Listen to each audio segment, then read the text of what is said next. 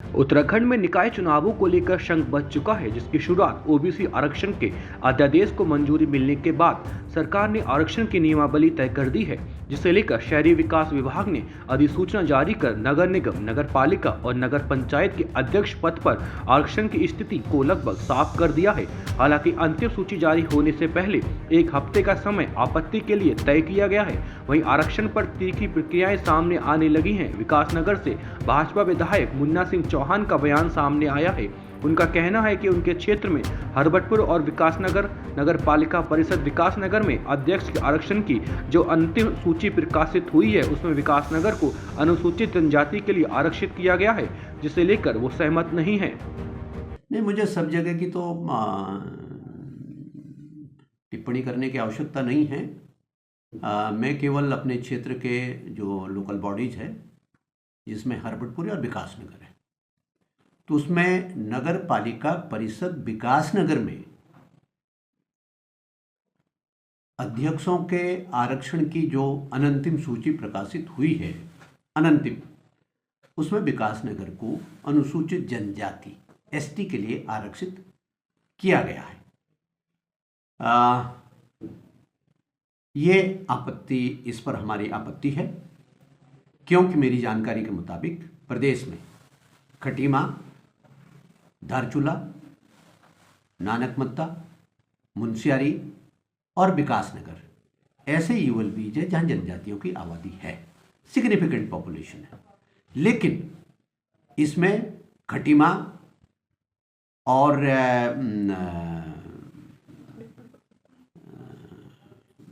धारचूला ये नगर पालिका परिषद है, नानकमत्ता और मुंशियारी नगर पंचायतें हैं, खटीमा और विकासनगर भी नगर पालिका परिषद है।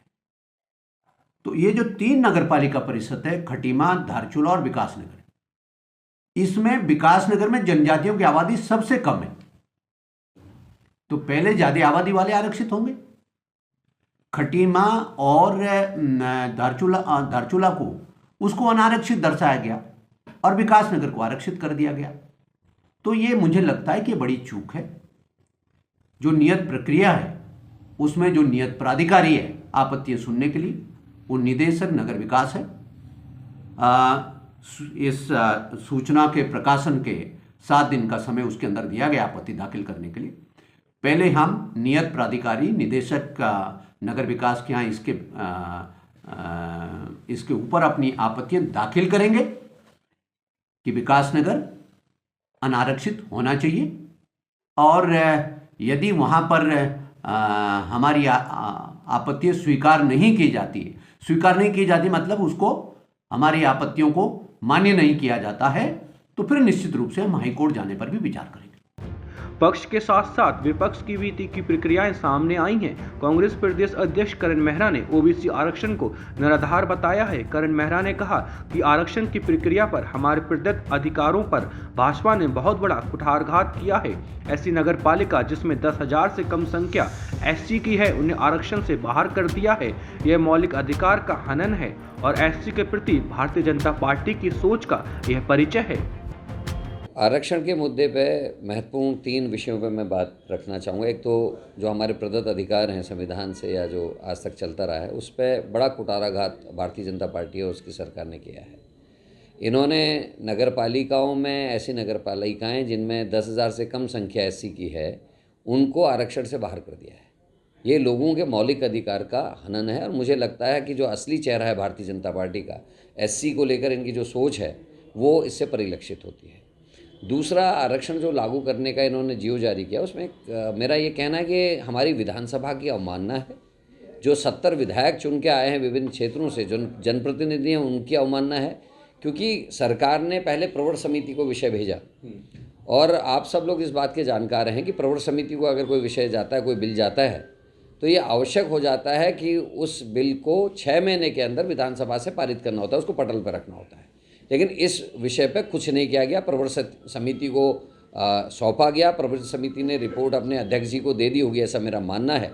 लेकिन विशेष सत्र बुलाते, विधानसभा आहूत करते, विधानसभा आहूत करके उसको पारित करते, तो समझ में आता। एक तरफ आप प्रवर समिति को भेज रहे हो, प्रवर समिति की बैठकें रख रहे हो, और दूसरी तरफ आपने एक जियो लागू करके जो है आरक्षण लागू कर दिया, तो ये ऑब्जेक्शनेबल है।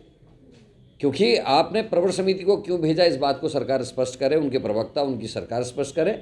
दूसरा, वो ये भी स्पष्ट करे कि क्या विधानसभा का सत्र बुला के आपने 6 महीने की अवधि के अंदर जो प्रवर समिति की रिपोर्ट है उसको पटल में रखना या उसको पास करना, पारित करने की प्रक्रिया का आपने पालन कर लिया। फिर क्या कारण है कि आपने जल्दीबाजी में किया? मुझे लगता है कानून से बचने के लिए कोर्ट में, क्योंकि 25 तारीख से पहले इन्होंने अपने कागजात जमा करने हैं, उसको लेकर इन्होंने किया है, नीयत इनकी गलत है और पूरी लूप होल छोड़े हैं ताकि कोई ऑब्जेक्शन कर सके। वहीं पक्ष और विपक्ष की तीखी प्रतिक्रियाओं के बीच भाजपा प्रदेश मीडिया प्रभारी मनवीर सिंह चौहान का बयान सामने आया है। भाजपा मीडिया प्रभारी का कहना है कि कांग्रेस हार से भयभीत है, इसलिए इस तरह के बयान उनके द्वारा दिए जा रहे हैं। उन्होंने आगे कहा कि जिस किसी को भी आरक्षण को लेकर आपत्ति है, उसके पास 1 सप्ताह का समय है, वह अपनी आपत्ति दर्ज करा सकता है, चाहे उसमें हमारे विधायक हो या विपक्ष का कोई भी व्यक्ति हो।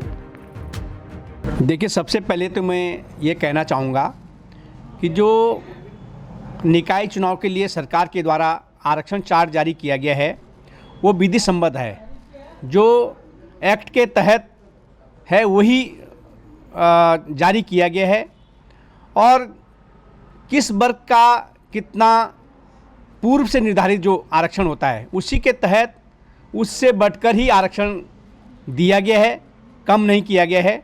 लेकिन कांग्रेस जो पहले चुनाव को लेकर के रोती रहती कि चुनाव, प्रदेश सरकार चुनाव नहीं करा रही है, आज उनको चुनाव से डर लगने लगा है, क्योंकि पूरे प्रदेश भर में भारतीय जनता पार्टी निकाय चुनाव अपना प्रचंड लहराने वाली है, इसलिए वो अब चुनाव से भागने लगी है, इसलिए इस तरह के बहाने वो बना रही है। और ये चुनाव आरक्षण जो चार्ट जारी किया गया है ये अनंतिम है, और इसमें 1 सप्ताह का समय आपत्ति के लिए दिया गया है। जिस किसी व्यक्ति को भी, चाहे वो हमारे विधायक हों, चाहे विपक्ष के विधायक हों, कोई भी व्यक्ति हो, उसमें अपनी आपत्ति दर्ज करा सकते हैं, और उस आपत्ति के अनुसार उसका निराकरण भी किया जाएगा अगर किसी प्रकार का कोई कहीं चूक हुई है। लेकिन विधि सम्मत आरक्षण चार्ट जारी किया गया है, और 1 सप्ताह के बाद जो भी अंतिम सूची जारी होगी वो भी विधि के तहत ही जारी की जाएगी। करें देवभूमि इंसाइट।